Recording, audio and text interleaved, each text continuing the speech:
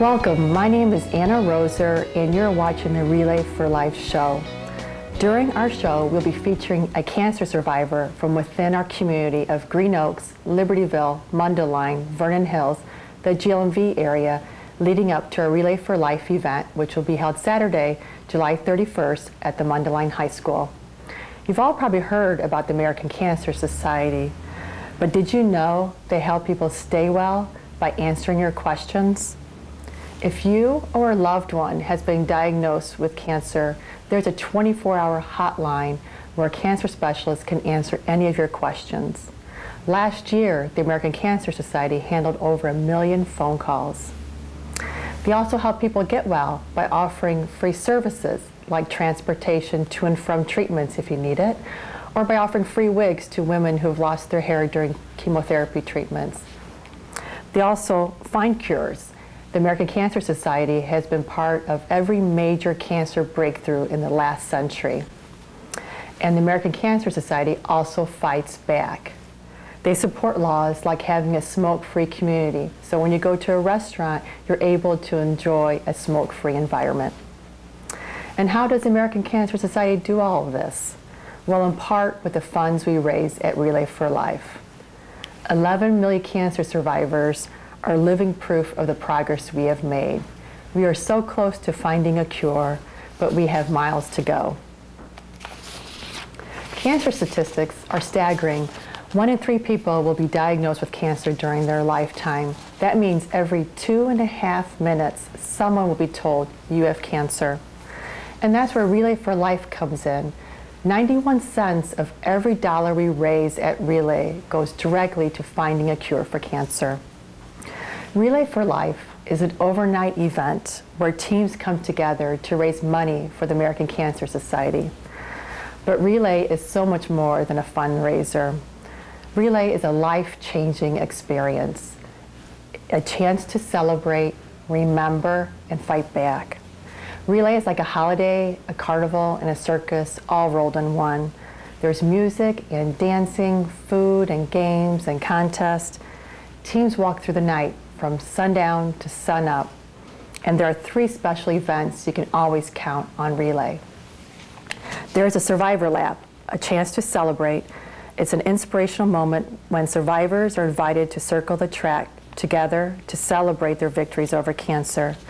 The second lap is to recognize all caregivers. They've given their support to loved ones facing cancer. After sunset, usually around 9:30 or 10, walkers come together for the Luminaria ceremony, a way to honor those touched by cancer and remember loved ones lost to the disease. Candles are lit inside bags filled with sand, each one bearing the name of a person touched by cancer. Last but not least is a fight back ceremony, a chance to make a personal commitment to saving lives.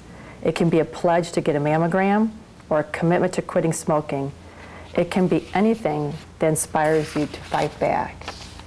And today we are in the home of Behnke, who is GLMV 2010's Honorary Survivor Chair for Relay for Life, along with her daughters, Molly, Elizabeth, and Emily.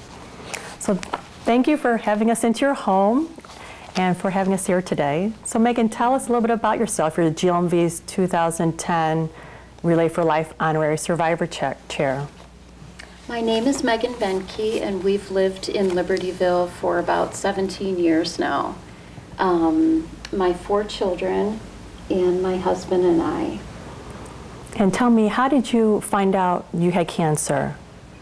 It started in 2002, the day after I brought Elizabeth home from the hospital.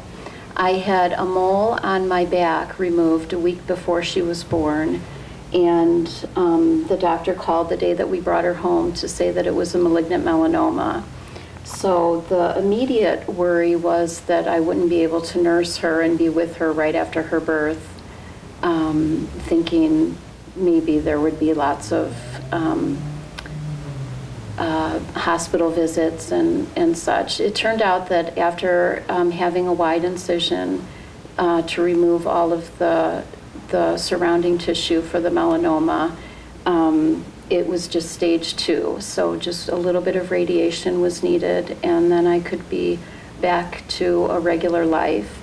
That was my first diagnosis with melanoma, and then unfortunately it's a cancer that when it does come back, it comes back with a vengeance, and that is exactly what happened. It was about 7 years to the day of my first diagnosis with malignant melanoma that it came back in the form of a swollen lymph node in my neck. I went to the doctor and they immediately took it out, and it turned out that it had spread all throughout my body, in many organs, soft tissue, and in my bones. So soon after that, within a month, I started interleukin-2 was it's not really a chemotherapy agent, it's more of an immunological therapy that they're using now. So they would give me the drug and then my own body would build immunity to the tumors, and really what it was my own body fighting off the tumors is how it worked. So the interleukin-2 was given to me for 5 days in the ICU, and then I would go to a regular room for 2 days recovery and then home for 2 or 3 weeks and repeat that process. And eventually it was completely eradicated, which was just a complete miracle. And so 6 months later, a little bit less than that, I received a complete clean bill of health. And that was the end of my second bout with melanoma. So you were diagnosed 7 years ago with stage 2 melanoma, and then 7 years later it was stage 4 melanoma. And what did the doctor's prognosis, what was his prognosis at the time of the second diagnosis?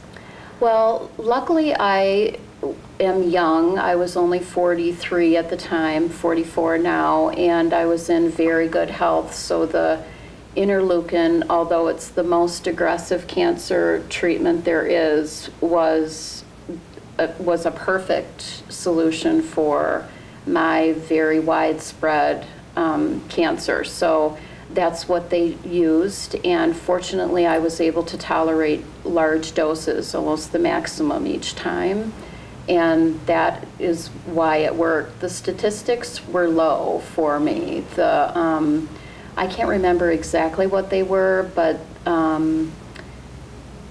to have it completely eradicated is truly, it was a miracle that it's all gone. And the longer it stays away, the greater percentage of likelihood that I might not get it again. So that is the hope. It's almost been a year. In June, it will be a year of being cancer-free from the melanoma. I did have thyroid cancer in the interim just a couple weeks ago.